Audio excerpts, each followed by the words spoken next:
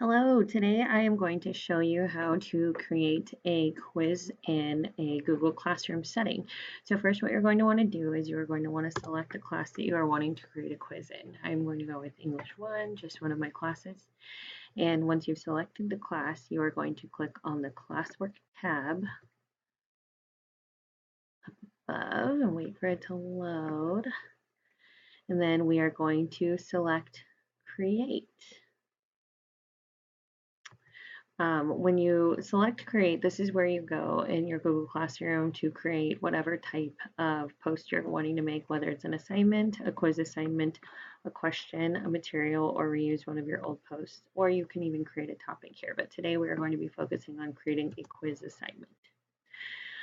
What it uses to create your quiz is you are going to be using another component of Google, which is the Google Forms component. And so I would just select Google Forms to go and build my quiz. This is where you would go to build a quiz from the ground up.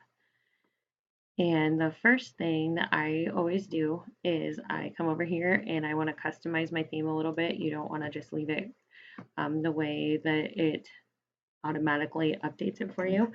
You can choose an image, whether it's selecting one of your own images you can upload, or you can choose one of the images that they have on file for you, or you can just leave the color at the top. But I'm just going to go with this basic heart.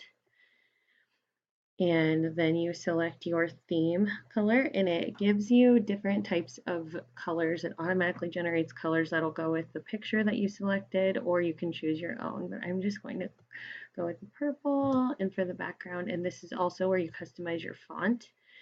And if it's a quiz for kids, usually you're going to want to choose a font that they can read quite easily. So I would go with either your basic or your formal or your playful if it's different. The decorative is a little tougher to read. Okay, so that is how you update your theme. Um, this is where you always go to preview your quiz, and I would also set your settings here. You can decide whether or not you want to collect the email addresses of the kids that are taking it or the people that are taking it. And I usually do. I limit them to one response because that way they can't retake it over and over again just to get a better grade. You can also give them the option to edit their submissions after they submit it, but I don't do that for quizzes. And they can also see summary charts and text responses, but this I usually leave that unchecked as well. For their presentation, you can allow for them to have a progress bar to see how much they have left, and I usually shuffle the question order also. And then this is the option that they give you just for quizzes. And clearly you want to select make this a quiz if this is a quiz option. And you can elect to give them their grade immediately after the submission, or you can submit it to them, or you can return it to them later after their manual review. I usually let them see the grade after each submission, unless I for sure have a manual review portion, whether that's a short answer or an essay question. And then I always allow for my respondent to see the questions they missed, the correct answers, and their point values. Okay, then you want to make sure to save those settings. And one thing you want to do right off the bat is you want to name your quiz. So I am simply going to name this English 1 Practice Quiz. And then I would take that, I would copy it, and I would paste it up here so that you for sure know what the name of your quiz is. Then you can give a description to the quiz that you are making. So I would say this is a practice quiz to demonstrate how to create a quiz in Google Classroom. Because this is just a demonstration of how to create a quiz also. So then what you would do next is you would click on the questions. Now with Google Forms and Google Quizzes, they allow for you to give different types of questions. You can use a short answer question, a paragraph, a multiple choice question, checkboxes, a drop-down question, or you can upload a question from another place, or linear scale, multiple choice grid, checkbox grid, so on and so forth. Okay. For the most part, when it comes to high school quizzes that I've created, I mainly stick with multiple choice and short answer. And then for linear scale, you could do this with ratings and the like, but I'm going to demonstrate a multiple choice question. So I would say, what color is the sky? Okay. And you're allowed as many options as you want. They'll often suggest a correct answer for you, so you could select that as your correct answer, or you can just type in other answers for that, and all you have to do is hover and click. And then if you would like to, like I said, you can add as many options as you want. One thing that you need to definitely do for a quiz is you need to make sure that you are clicking this required button. Otherwise, they can skip the question and they don't have to answer it. And you want to go ahead and go to your answer key. And this is where you come to assign point values to each question. And so I'm going to say 2 points, and you would select whatever one you want as your correct answer. So blue. And you can also add answer feedback. So if they enter a question, you would say incorrect answers or the correct answer feedback. So I would put the only correct choice here would be blue.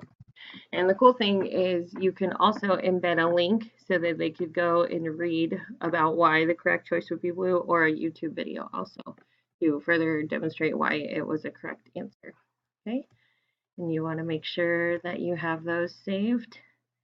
And another thing you can do in your answers is you can add images to demonstrate exactly what you mean. You can upload an image, you can take a snapshot, you can put in a URL, or you can add something from your own albums or your Google Drive, or you can search for free images to use as well. So I would just put in blue and see what they give me. And I would select blue. So this is especially a nice option um, for when you're, oh, it's not working, sorry. And you can also add, this would be a good option for the younger, like elementary classrooms, to also further demonstrate your answers with pictures. And you can also add pictures up here to show what you're talking about. Like if I were going to say, want to further demonstrate a sky, maybe I would select a picture of a sky and add it in here. It's loading my image. There you go. See?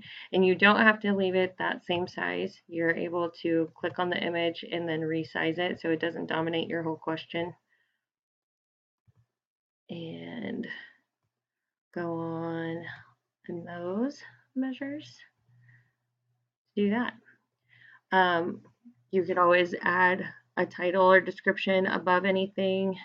You can add, this is where you go to add other questions and add images just in between, or add videos if you're wanting to fully demonstrate something, or add another section of questions. So now that I've shown you how to add questions, I'm going to show you how you would assign this, or you can preview it. Let's preview it really quick. So we would preview the only question to your quiz, and then I would select blue, submit it, and then it shows that your response has been recorded and you're able to view your score after you've submitted your quiz. Okay, now that we've looked at the preview of the quiz, we are going to go back and see how to fully assign that. So now that we've done all of those things in Google Forms and creating the quiz, we want to make sure that we create the quiz in our Google Classroom. So first we would go back to English 1, and we would come back and type in the title of our quiz. We'll just say English 1. Oh, it's saving. English 1 practice quiz.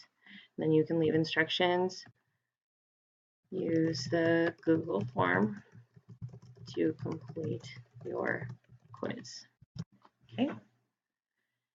And it is saving, so we can see a little bit of a lag. This shows that you can import the grades for the assignments once you have gone through and allowed them to grade it. Like if it were a question where it was multiple choice, such as the one I just demonstrated, it'll grade it for you. So once everyone's taking the quiz, you can import the grades. And it will individualize and show who did which quiz and all those things.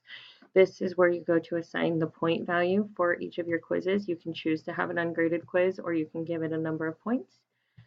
This is where you would select the due date. So let's say that I want this quiz to be completed by tomorrow, and then you can put a time. Usually I assign most of my quizzes to be done by 3:30 because that's when we get out of school, but you can also just say a date. You don't have to necessarily select a time.